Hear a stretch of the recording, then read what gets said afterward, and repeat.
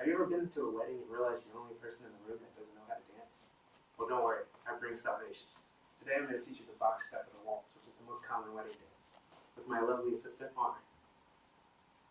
Okay, the first thing you need to remember when learning to dance is to choose an appropriate song. You don't want a song that's too fast, because you're learning the steps and you don't want to lose your place. You don't want to choose a song that you don't like to hear, because guess what? You're going to hear it a lot. We're practicing. And you want to choose a song with a clear beat, a beat that you can hear. Boom, boom, boom, boom. One of the songs that I found is best for learning this dance is Could I Have This Dance by Anne Murray. It's nice and slow so that you can slowly go through the steps while keeping the pace with the beat. You can hear the beat, and it's an alright song, so you won't mind hearing it over and over again. Okay, first I'm going to show you the steps. First, the lead dancer, which is usually the male, he's going to start off with his left foot. He's going to take one step forward, bring his right foot up, and then take a step to the side. That's one half of the box. And then we're going to start on our right foot, go back, bring your feet together, and take a step to the side, ending where you started. That's the box step. Now, it's a lot harder when you have to put it together. Now, women, remember, if you're not the lead dancer, you have to start backwards, which is always harder. They always said that Ginger Roberts was the better of the two dancers because she did everything backwards in the dance. Okay, so, person who's not the lead dancer, you're going to go back together, side together, forward together, side together, which is going to be the part that my sister's going to do. It's also important to remember to shift your weight. If your weight is on the wrong foot, when you go to take a step, you'll stumble, and that can ruin your count, and it makes it look a little rough. And we're here to practice, so don't worry if you mess up the first couple of times. Okay, counting. When you go through these steps, it's important not to look down. That's what's going to mess you up the most.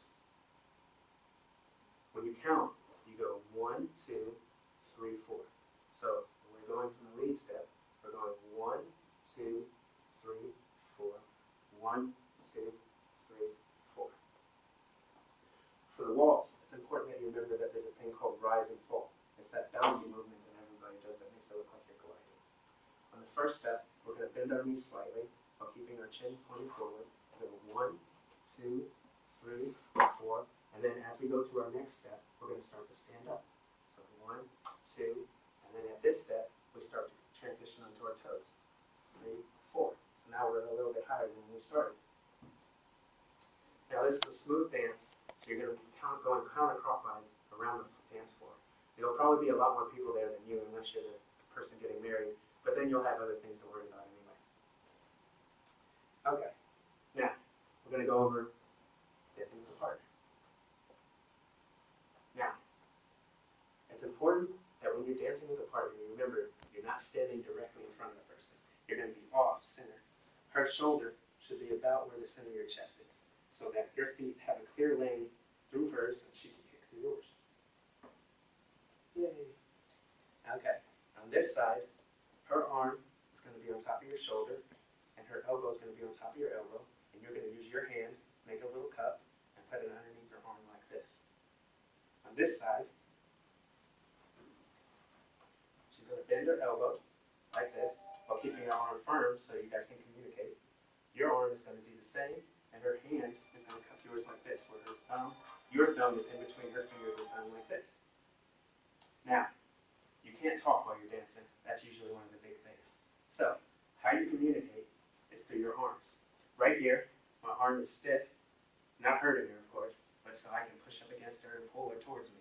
On this side, her arm is stiff, so I can push back or pull forward as necessary. Now, we're going to go through it a couple times.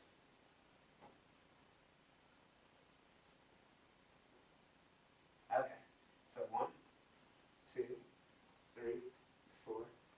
1, 2, 3, 4. 1, 2, 3, 4. 1, 2, 3, 4. 1, 2, 3, 4. 1, 2, 3, 4. And then more you do it, the easier it gets. Okay, just to recap, we chose our song, Anne Marie, very smooth, very good, easy to hear, easy to follow. We talked about communicating without speaking. That was through the hand placement. We learned our steps, and we put it in sequence. Next time we'll do it to music, but this time it was just to get you into the feel. I believe that if you're confident while you're dancing, you can be confident in anything else that you do. And I thank you for sitting here.